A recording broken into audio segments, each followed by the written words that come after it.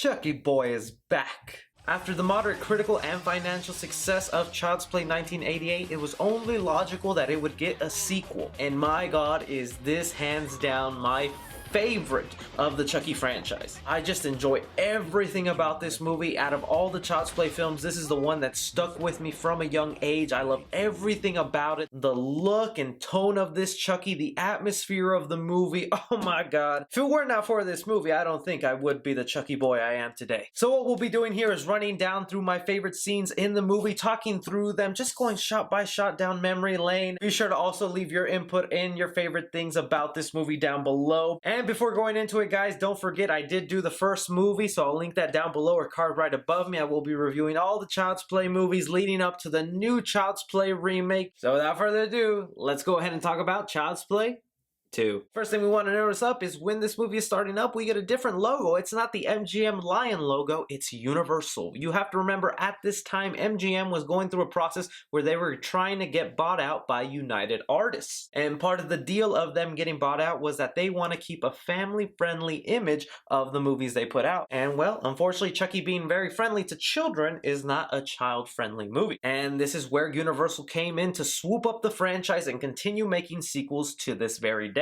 Which was pretty cool for us, but then makes it a little risque when MGM wants to go back to the movie over 30 years later to reboot it, but we'll get there eventually. I am loving the opening of this movie, how it stays with the continuity of the burnt up Chucky and they're building that doll. We get told right away that the reason they went ahead and rebuilt this doll was just to prove to the stockholders of the company that there's nothing wrong with it. It's not demonic. We're just going to completely ignore that two cops witnessed this doll come into life and the fact that this doll most likely had a heart inside it, and we don't really get an explanation for why that happens. I mean, that is just one of the things that bothers you now as an adult watching it. As a kid, you're just like, yeah, makes sense. Rebuild the doll, that goes all well with me. And you also have to think, I mean, the only thing they really probably rebuilt was the head of the doll. I can't think of any other body part that could have survived, but I guess it only takes one body part to be completely rebuilt to bring Chucky back to life via the lightning, which is something I never really understood as a kid why that happened. I guess it's just all part of the Dabala voodoo way. When getting back to Andy though, some time has passed and unfortunately we're told Karen is not going to be in this one, and I mean, she's sorely missed in this movie. Don Mancini does mention he had plans to bring her in the sequel, but even if he was going to bring her in, it was only going to be towards the beginning of the movie through a courtroom scene where she gets told that she's going to be sent to an insane asylum. For some reason, the actress just didn't want to come back and didn't want to be involved with the project anymore, which is kind of sad because she could have been full Sarah Connor in this movie. I also do want to mention Alex Vincent's acting severely improves in this movie. Because if he stayed inside the doll too long, he'd be trapped in there. He needed me because I was the first person he told the secret. In a way, you can kind of forgive some of his robotic moments in this movie because, hey, he witnessed a lot of murders at a young age, so it tends to stick with you. But we are informed that he is in foster care now and in need of a home, and then we're introduced to one character I like and a character I really don't like. Joanne and Phil of this movie. Now, come on, we all know which one we love. Joanne, sweetheart. And for Phil, well, hashtag kill Phil fast. As a kid, I completely hated the character of Phil. The dad's just a straight up dick, and anytime he's in any scene with Andy, even if he does a little thing, he just gets yelled at for no reason. Makes you wonder why this guy's fostering children, because it looks like he does not like them at all, especially when he's over here saying, "Are we even qualified to take care of a boy like this?" Yeah, I'm sorry, Phil, you want the easy kids, the ones that smoke in your house, sneak out at night, and are barely legal? You dirty dog, Phil. I see what you're doing. Also love this scene here when Andy's getting taken home and he's asked what kind of foods he likes. What's your very favorite food in the whole wide world? Chocolate. My mom used to fix me eggs for breakfast. You're in luck, Andy. Joanne's a terrific cook. Like sushi? Sushi?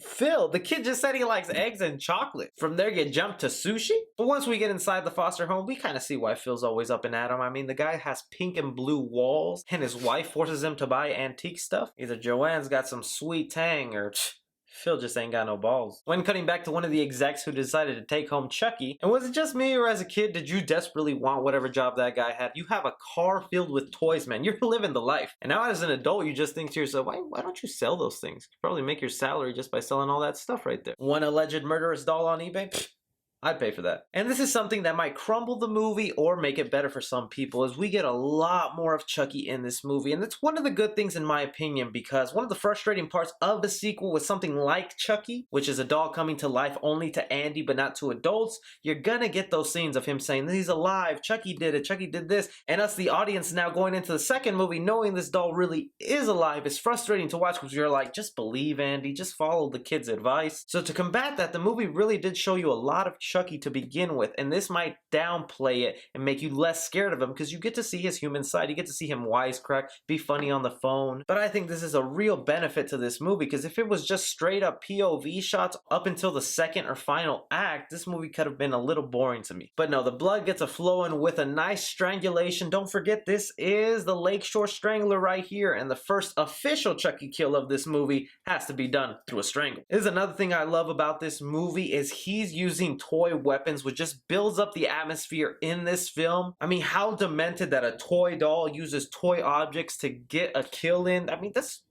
poetic. And sprinkle in that little Chucky laugh. How do you not love this movie?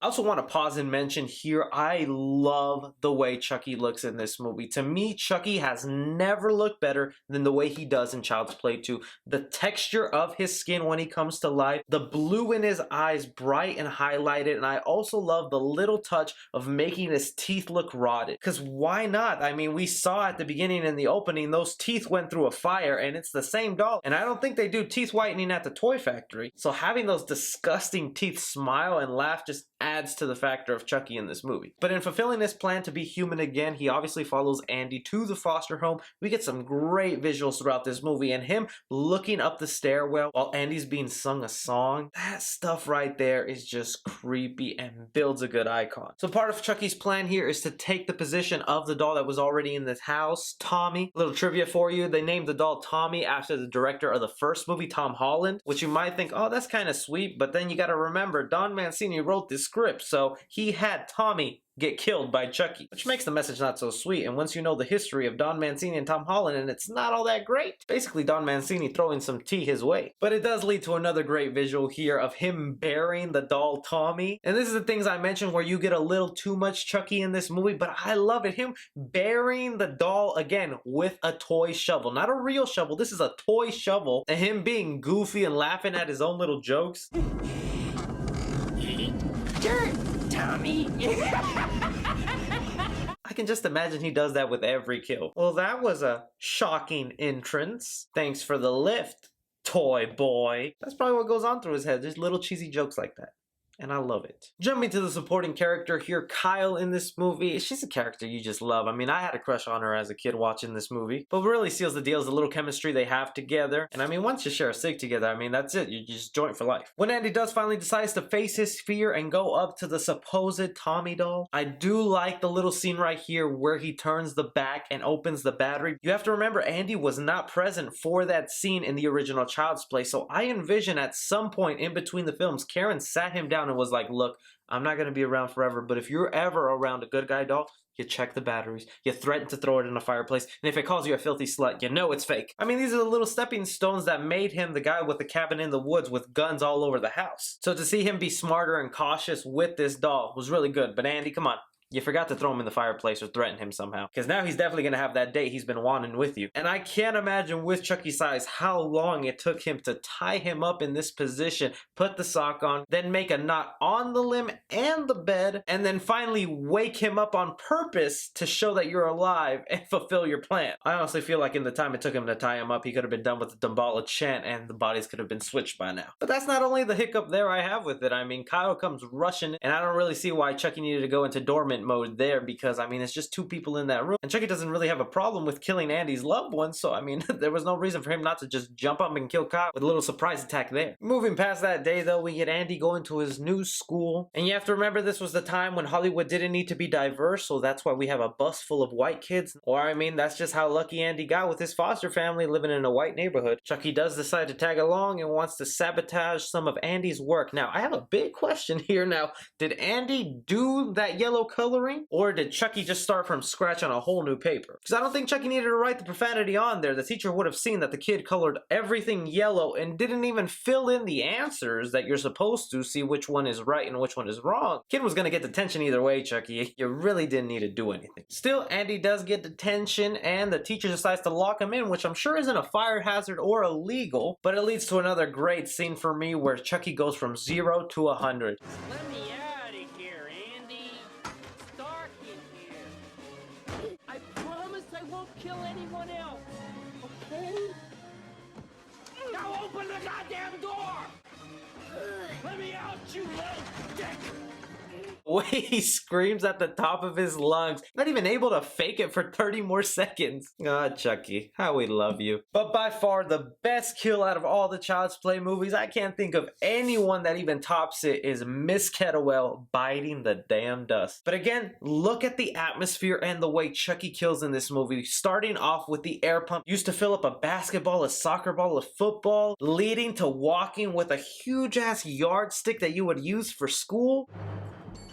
You've been very naughty, Miss Kettlewell. It's these little things that I don't see replicated in any other Chucky movies when you have a toy killing and it uses other kid objects to do its bidding. This to me is the reason I still root and love Don Mancini, because he wrote the script for this movie and a lot of the great scenes in here were made by him. If you don't know, the studio wasn't sure if they wanted to bring Don Mancini over to the sequel since a lot of changes were made to the first movie that he didn't contribute to, mainly the voodoo. So they gave him a little test. They asked him to write a script for Child's Play 2 and then they had someone else write another script for Child's Play 2 and the studio was going to pick the best one and they ended up going with Don Mancini and they've had a relationship ever since. So this to me is proof that he is capable of an amazing Chucky movie. He has stumbled along the way, but if he ever makes anything compared to Child's Play 2 again, man, am I gonna lose my crap. Anyways, enough of me fanboying. Back to the movie. Andy again blames it on the doll, tells the parents, of course they don't believe him, adding to a little frustration factor in this movie, but it's to be expected that this was gonna happen. We get more of Phil being a complete sweetheart. For crying out loud, Joanne, the child needs professional help. What are you suggesting we do?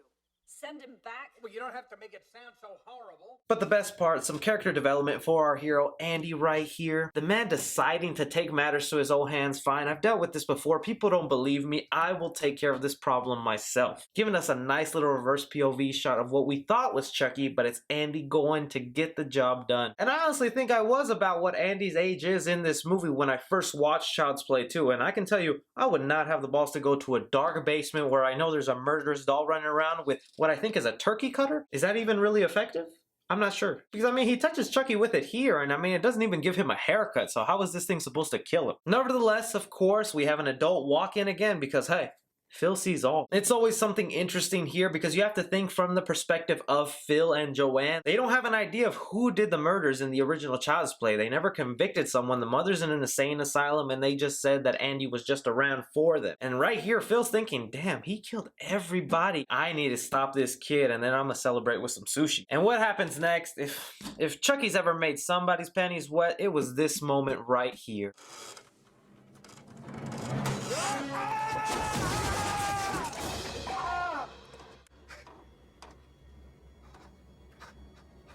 How's it hanging, Phil?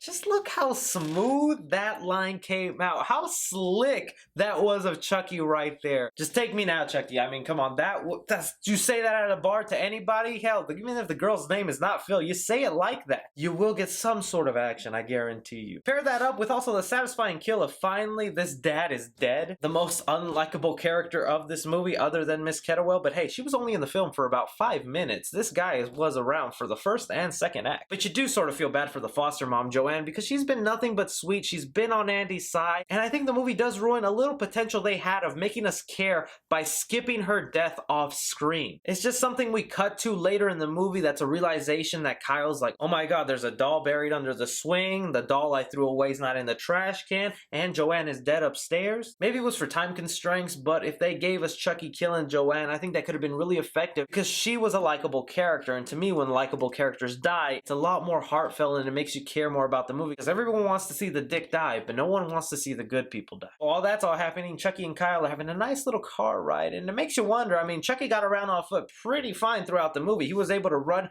back and forth from the school, the foster home, but who doesn't like a good PSA of wearing your seatbelts? That this plastic doll that probably weighs 3 pounds went shooting through that car windshield. They do eventually make it to the foster home, meeting up with Andy and the social worker there. Get another great Chucky one-liner here. Snap out of it! You act like you've never seen a dead body before. And a chase ensues that'll lead us to the toy factory. And this is what everything has been leading to. The entire factory scene to me is bliss. The maze of all the good guy dolls, and seeing Chucky do the Damballa spell to completion, and that anticipation I had as a child, thinking to myself like, oh my god, he did it. He achieved it.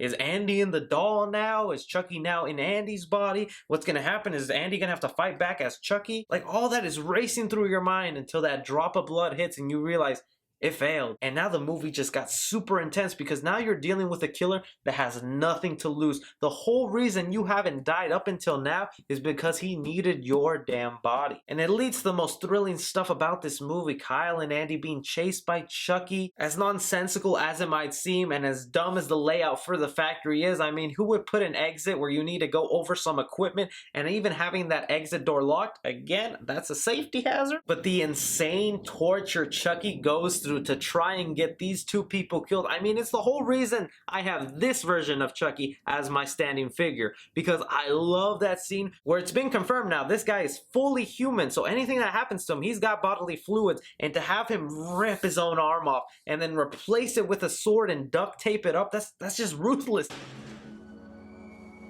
I hate kids. And now looking back, seeing where everything eventually got to, can you imagine if Chucky had the spell he's got in Cult of Chucky? And how much more chaotic this final scene could have been if he was just popping dolls up left and right? They have to get us in another factory eventually, because I want to see that scene done with Chucky's new abilities. But I do love when a horror movie does that, when it takes effort, when it takes a lot of work to get this killer killed. They even staple his freaking balls, and yeah, kind of goofy when you see his eyes rolling around, but as a man, you cringe, you feel bad for Chucky at points in here. Just the screams he makes when he's being remolded inside the arm and leg compartment.